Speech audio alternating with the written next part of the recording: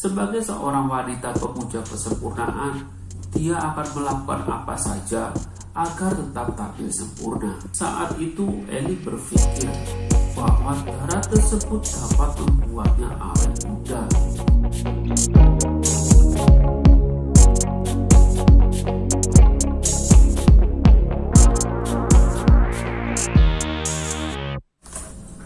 Assalamualaikum warahmatullahi wabarakatuh. Kembali lagi bersama saya Mahilot Channel. Kali ini saya akan membahas sebuah fakta sejarah yang sangat menarik. Sejarah dari seorang wanita yang namanya tercatat dalam Guinness Book of Record sebagai seorang wanita dalam sejarah dengan kasus pembunuhan terbanyak di dunia. Apa yang melatar belakangi pembunuhan ini? Ikuti terus video ini sampai selesai. Elizabeth Bathory namanya tercatat dalam Guinness Book of Record sebagai seorang wanita dengan kasus pembunuhan terbanyak dalam sejarah.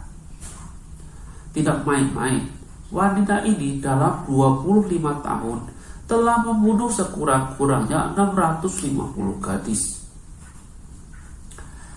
Ellie lahir pada tahun 1560. Ellie dilahirkan dari seorang keluarga bangsawan terkaya di Transylvania.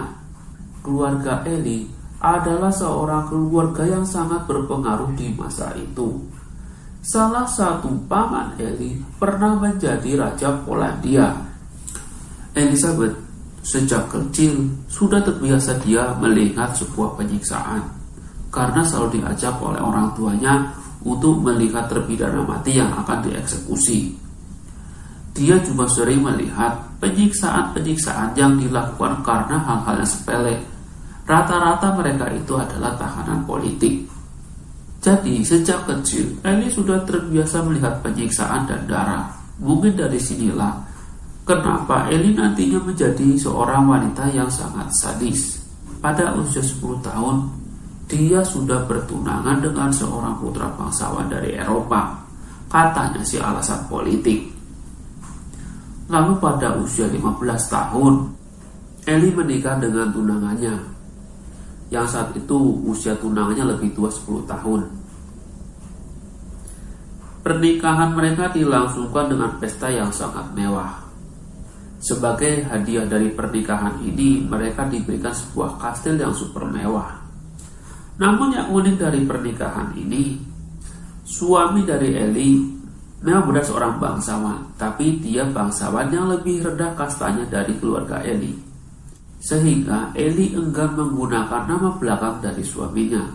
Malahan terbalik, suaminya yang menggunakan nama belakang dari keluarga Elizabeth. Berselang 3 tahun pernikahan, suaminya diangkat menjadi komandan pasukan Hungaria yang saat itu sedang berperang melawan Turki Ottoman. Tapi ya sudah barang tentu, semakin tinggi karir seseorang, tentunya ada harga yang harus dibayar. Karena mereka akan semakin sibuk untuk menunaikan tugasnya. Mungkin hal ini juga yang membuat Ellie yang saat itu masih cukup muda merasa kesepian karena selalu ditinggal oleh suaminya.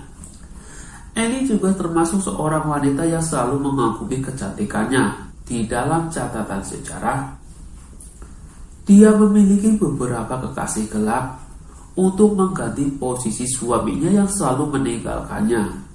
Bahkan suatu hari, Ellie pernah kabur dari istananya bersama kekasihnya. Dan hal ini pun diketahui oleh suaminya. Namun entah kenapa Ellie kembali lagi ke istananya dan suaminya pun memaafkannya. Tetapi rupanya maaf tersebut tidak membuat Ellie menjadi merasa bersalah. 10 tahun pernikahan Elizabeth, mereka belum juga memiliki keturunan. Baru pada tahun 1585 melahirkan seorang putri yang diberi nama Anna. Berselang 9 tahun kemudian, dia kembali melahirkan 2 orang putri tepatnya, yaitu Ursula dan Katrina. Berselang 3 tahun kemudian, Eli kembali melahirkan seorang putra yang bernama Paul. Menyadari usia Eli yang sudah semakin tua membuat dia mulai resah akan penampilannya yang sudah mulai tampak tanda-tanda penuaan. Seperti diceritakan di atas, Elizabeth adalah seorang wanita yang sangat gemar berselingkuh. Elizabeth juga memiliki seorang pelayan setia atau pelayan terdekat yang bernama Dorothea Setes atau sering disebut Dorka. Nah, melalui Dorka inilah pengaruh satanisme merasuki kejiwaan Eli. Dari pengaruh Dorka ini, Elizabeth mulai menyenangi kepuasan seksual melalui sebuah penyiksaan yang sangat mengerikan terhadap para pelayannya. Selain Dorka, ada juga beberapa pelayan terdekatnya, yaitu yang bernama Suster Ilona Jo, pelayan pria yang bernama Johannes, dan seorang pelayan wanita yang bernama Anna Darfula. Dengan dibantu beberapa pelayan setianya, Eli mulai merubah kastil yang mewah itu menjadi sebuah tempat yang sangat mengerikan. Dibantu para pelayannya, Eli mulai melakukan penyiksaan terhadap para pelayannya yang masih muda. Dan berbagai bentuk penyiksaan pun dilakukan, mulai dengan penyiksaan itu seperti diikat, ditelanjangi, dicambuk, bahkan ditempel besi panas. Pada tahun 1600, suami dari Elizabeth meninggal dunia pada usia 51 tahun. Sebab-sebab kematian suaminya pun masih menjadi tanda tanya. Ada yang mengatakan suaminya meninggal karena sakit, ada juga yang mengatakan suaminya meninggal akibat luka peperangan. Saat itu usia Elizabeth sudah memasuki usia 40 tahun. Dan tanda-tanda penuaan pun sudah mulai tampak, seperti kulit yang sudah mulai keriput, sudah mulai tumbuh ubat. Sungguh hal yang sudah biasa sebenarnya, yang semua orang mengalami hal itu, tapi tidak untuk Eli. Sebagai seorang wanita pemuja kesempurnaan, dia akan melakukan apa saja agar tetap tampil sempurna. Pada suatu hari, Elizabeth meminta pelayannya untuk menyisir rambutnya. Namun karena menyisirnya terlalu keras, rupanya rambut dari Eli terbawa atau rontok. Dan itu membuat Eli marah besar dan menampar pelayan tersebut sampai berdarah melalui hidungnya dan mengenai tangannya. Saat itu Eli berpikir bahwa darah tersebut dapat membuatnya awet muda. Eli yang sudah mulai kerasukan setan meminta pelayannya untuk menelanjangi pelayan tersebut dan menariknya ke atas bak mandi, lalu memotong urat nadinya, dan darah tersebut ditampungnya ke dalam bak mandi hingga tetes terakhir. Lantas Eli memasuki bak mandi tersebut. Dia meyakini dengan berendam darah dapat membuatnya awet muda. Ketika pelayan-pelayan di rumahnya sudah mulai habis untuk melakukan ritual sadisnya, dia mulai merekrut gadis-gadis desa yang berada di sekitarnya untuk dijadikan pelayan di kastilnya. Namun sayang sekali, hampir rata-rata para gadis itu mengalami perlakuan yang sama dari para pendahulunya, yaitu disiksa, ditelanjangi, dipotong nadinya, ditampung darahnya di atas bak mandi hingga tetes terakhir, lalu digunakan untuk berendam oleh Elizabeth. Terkadang Eli juga meminum darah tersebut. Selang beberapa lama, Elizabeth merasa darah-darah para gadis desa sudah mulai berkurang baginya. Lantas Eli memiliki sebuah ide gila untuk menaikkan kualitas darahnya. Eli menculik putri para bangsawan rendahan Namun rupanya hal ini menjadi bumerang bagi Eli. Karena target Elizabeth adalah putri-putri bangsawan rendahan, membuat hal ini menjadi resah para bangsawan dan orang-orang berpengaruh di sana. Dan berita ini sampai terdengar raja saat itu. Pada tanggal 30 Desember 1610, itu adalah akhir dari cerita kesadisan Elizabeth. Lantas, sang raja memerintahkan Giorgi Druso untuk menggeledah istana dari Elizabeth, dan Giorgi Druso merupakan sepupu dari Elizabeth.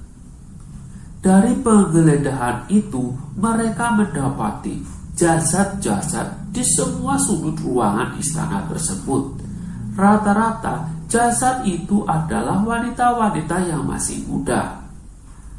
Mereka mendapati mayat-mayat tersebut dalam kondisi pucat dan urat nadi yang terputus.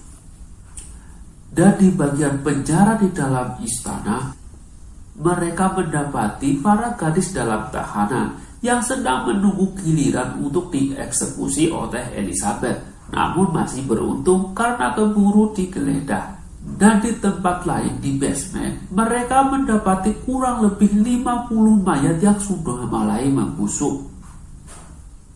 Di dalam catatan sejarah, sekurang-kurangnya 650 gadis muda telah menjadi korban dari kebejatan Elizabeth. Rata-rata korbannya adalah wanita-wanita yang masih muda dari anak para petani dan keluarga bangsawan rendahan. Sekurang-kurangnya 650 gadis telah menjadi korban kekejaman Elizabeth. Nama-nama itu muncul berdasarkan dari laporan berbagai pihak, mulai dari keluarga para petani hingga keluarga para bangsawan. Elizabeth tidak pernah sama sekali didatangkan ke meja persidangan itu sendiri secara langsung.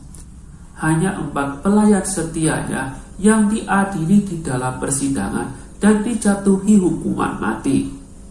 Raja Hungaria memerintahkan untuk menutup semua pintu dan jendela di kastil tersebut, dan Elizabeth dikurung di dalam sebuah kamar dan hanya diberikan lubang kecil untuk memberikan makanan. Pada tahun 1614 atau 4 tahun setelah Elizabeth diisolasi di dalam tembok kamarnya sendiri, seorang penjaga Elizabeth yang mendapati selama 4 hari Elizabeth tidak pernah menyentuh makanan tersebut. Lantas pelayan ini pun curiga lalu melihatnya dan didapati Elizabeth sudah tidak bernyawa dengan wajah tertelukup ke tanah. Nah teman-teman, semoga kita dapat mengambil pelajaran dari kisah ini. Kisah seorang wanita yang menolak tua dan berusaha melawan takdir dengan melakukan hal-hal yang di luar batas kemanusiaan. Elizabeth menghabisi 650 gadis hanya demi tetap terlihat awet muda. Elizabeth meninggal pada usia 54 tahun dan sejarahnya masih dikenal sampai hari ini. Teman-teman, semoga kita dapat mengambil pelajaran dari kisah Elizabeth yang sangat mengerikan. Hanya demi terlihat awet muda, dia melakukan segala cara yang di luar batas kemanusiaan. Jangan terlalu berbangga diri dengan penampilan fisik, karena itu pasti akan pudar dengan seiring berjalannya waktu. Tetap bersyukur dengan apa yang kita miliki, itu pasti akan lebih indah. Sampai jumpa lagi dalam video berikutnya. Jangan lupa tekan tombol subscribe, like, komen, dan share. Terima kasih dan wassalam.